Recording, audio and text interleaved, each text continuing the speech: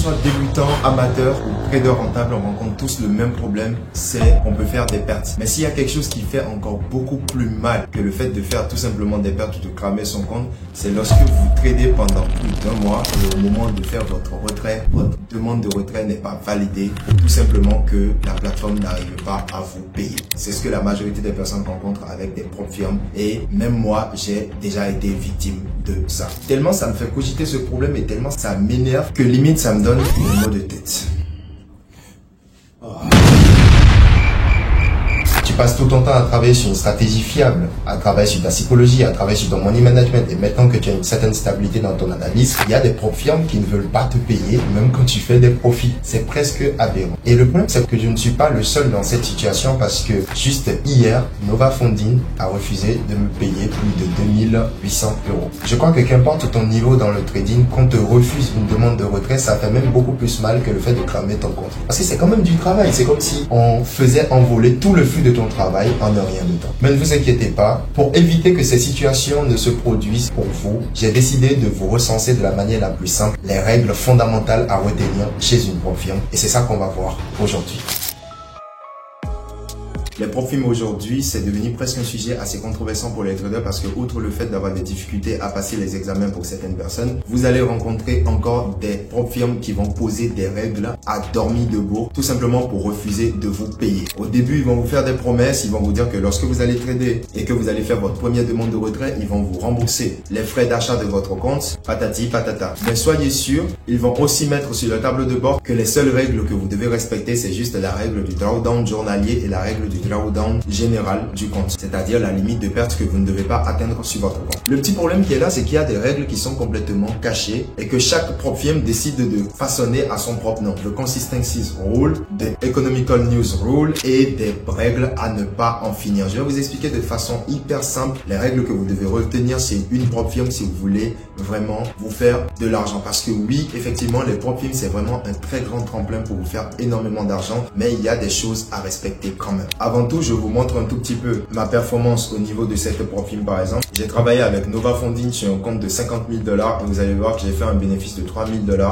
J'avais déjà fait ce bénéfice depuis un certain moment, donc déjà depuis mes 2 premiers jours de trading. Mais lorsque vous allez vouloir faire votre premier retrait, ils vont vous exiger de trader au moins pendant 5 jours. La majorité des propres firmes, c'est comme ça ils fonctionnent. Cela va vous obliger en fait à trader beaucoup plus de jours que prévu, c'est-à-dire que même si vous n'êtes pas libre, vous êtes obligé quand même de prendre juste des positions chaque jour, juste pour valider en fait les 5 jours de trading. Donc c'est ce que j'ai été obligé de faire et ça a vraiment considérablement diminué mes performances parce que je me retrouvais juste à me connecter certains jours, juste prendre des positions comme ça pour que ça puisse valider quand même mes 5 jours de trading et pour qu'il puisse valider ma demande de retrait. Mais comme vous pouvez le voir ici au niveau de leur mail, j'ai été confronté à certains problèmes au niveau de ce compte-là que j'ai avec Nova Funding. Lorsque vous allez vouloir faire votre demande de retrait, assurez-vous que dès que vous prenez le compte et que vous validez le challenge, que ce soit par un bot HTF ou que ce soit par vous-même. D'ailleurs, si vous voulez passer des challenges de propre firme très facilement, sans vous gêner avec un système automatisé et qui marche à 90%, pour ne même pas dire 99% parce qu'on n'a pas encore connu d'échec jusque-là, vous pouvez tout simplement écrire au premier lien qui est dans la description. C'est un partenaire APK, donc qui travaille particulièrement avec moi et qui peut vous aider à passer vos challenges de propre firme en 48 heures seulement, dépendant de certaines propres firmes de façon spécifique. Donc, que ce soit par bot HTF ou par vous-même, lorsque vous passez votre challenge, que ce soit en une étape ou en 2 étapes, assurez-vous de valider votre identité et de confirmer toutes les demandes qu'ils vont vous faire, que ce soit votre preuve d'identité, que ce soit votre attestation de résidence. Validez vraiment tout dès le début en même temps, avant même de commencer par trader. Il faut tout valider d'avance parce que lorsque vous allez finir de trader, que vous allez lancer votre demande de retrait, ils vont vous demander de passer à la vérification du KYC qui peut prendre du temps et donc il vaut mieux faire ça déjà dès le début que vous obtenez votre compte en même temps. Si vous faites les 5 jours de trading qu'ils vous ont demandé, vous devrez attendre 30 jours. Donc si votre compte depuis l'obtention de vos identifiants n'a pas encore fait les 30 jours, vous ne serez pas capable de retirer un seul centime sur le compte. Donc quand vous vous inscrivez à une propre firme, inutile déjà de planifier que vous allez faire votre premier retrait d'ici les 5 prochains jours ou d'ici la semaine prochaine pour pouvoir faire la belle vie. Oubliez ça, il faut savoir que avec les propres firmes, c'est vraiment quelque chose où il faut être hyper patient. Là, je vous montre quand j'ai fait ma première demande de retrait retrait, effectivement, la demande de retrait a été refusée à cause de ce premier problème-là, du fait que je n'ai pas effectué les 30 jours de trading. J'ai attendu que les 30 jours soient bons et j'ai refait encore une deuxième demande et ils ont refusé encore une deuxième fois cette demande-là, tout simplement parce qu'ils ont dit que je n'avais pas effectué les 5 jours de trading alors que je les avais fait. Ils ont balancé des raisons bizarres, soit disant que les 5 jours de trading n'étaient pas vraiment complètes et qu'il fallait que je trade un jour de plus, alors que c'était très bien écrit sur la plateforme que j'avais vraiment déjà fini les 5 jours. Donc je me suis dit c'est sûrement une raison tout simplement bizarre ou bidon pour ne pas effectuer le paiement. Et donc j'ai tradé un jour de plus, j'ai forcé un trade rapide, j'ai pris c'était en take profit, tout simplement pour pouvoir vite valider quand même les 5 jours de tennis. J'ai refait la demande une dernière fois et cette fois-ci ils ont refusé la demande. Tenez-vous tranquille pour une raison complètement bidon de no consistencies profit. C'est-à-dire que vous devez avoir une constance dans l'utilisation de vos lots, mais avoir aussi une constance dans les profits que vous faites. J'ai dit dès que j'ai vu ça, j'étais en mode, mais on est où là en fait? J'avais déjà lu des raisons bizarres de Nova parce que j'avais déjà eu à travailler avec eux pendant déjà un bon moment. Mais une raison de consistance de profit, je me dis, mais qu'est-ce qui se passe? On est où là? C'est-à-dire que si tu fais $500 de profit aujourd'hui et que demain tu en fais moins, tu risques de pas te faire payer. Donc il faut avoir une certaine consistance au niveau des lots que vous prenez et donc avoir aussi une certaine consistance au niveau des profits que vous faites. Donc tu échappes au drawdown, tu dois encore penser en fait à régulariser même les profits que tu fais. Donc il y a des raisons vraiment cachées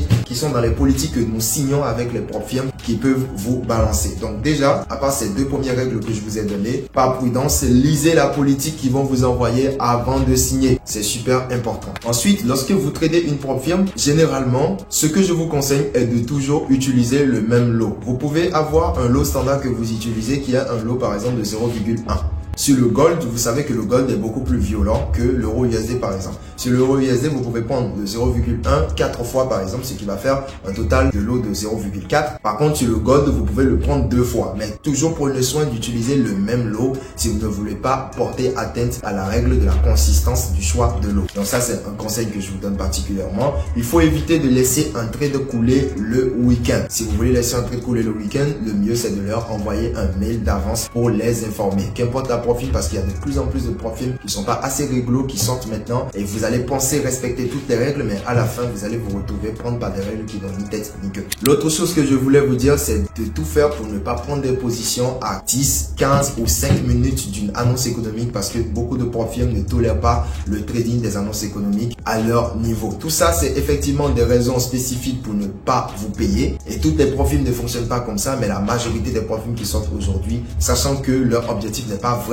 que vous fassiez énormément de bénéfices, ils vont chercher toutes les raisons pour ne tout simplement pas vous payer. Je tiens à rajouter aussi qu'il y a la règle qui vous empêche de faire du copy trading, c'est-à-dire que vous ne devez pas copier des trades d'une autre personne. Et là, je me dis, mais comment vont-ils savoir effectivement que vous copiez les trades d'une autre personne? Je n'en ai absolument aucune idée. Mais respectez votre stratégie, respectez votre façon de faire. Ne laissez pas une position ouverte le week-end. Et si vous voulez le faire, essayez de leur envoyer un mail. Ils ont quand même une assistance qui répond assez régulièrement. Donc, la majorité des mails que vous allez envoyer seront lus et seront pris en compte. L'autre chose que je tenais à rajouter, c'est de tout faire pour placer un stop loss et un take profit à toutes les positions que vous prenez. Même si vous savez que le take profit, vous voulez laisser couler, placez quand même le take profit et vous pouvez le déplacer au fur et à mesure et faire la même chose pour le stop loss. Mais toujours, mettez votre stop loss et mettez votre take profit. Lorsque vous faites une demande de retrait et que la demande de retrait ne passe pas, surtout la première fois, en fait, il y a beaucoup trop de protocoles la première fois. Mais à partir de la deuxième fois, ils peuvent déjà commencer à vous payer parce que ils seront moins exigeants sur certaines règles à partir de la deuxième fois que vous allez commencer à trader. Quand je parle de deuxième fois, c'est pour dire que lorsque vous faites une demande de retrait, les profils réinitialisent votre compte et donc vous recommencez à zéro. Si vous aviez par exemple un compte de 50 000 $ et que vous avez fait une demande de retrait de 2 000 $ qui était votre profit, lorsque la demande de retrait est prise en compte ou annulée, le compte redémarre à 50 000 $. Et donc à partir de là, il y a certaines petites règles qui vont disparaître, comme la règle qui exige le fait que le compte ait déjà fait 30 jours parce que cette règle elle n'est plus valide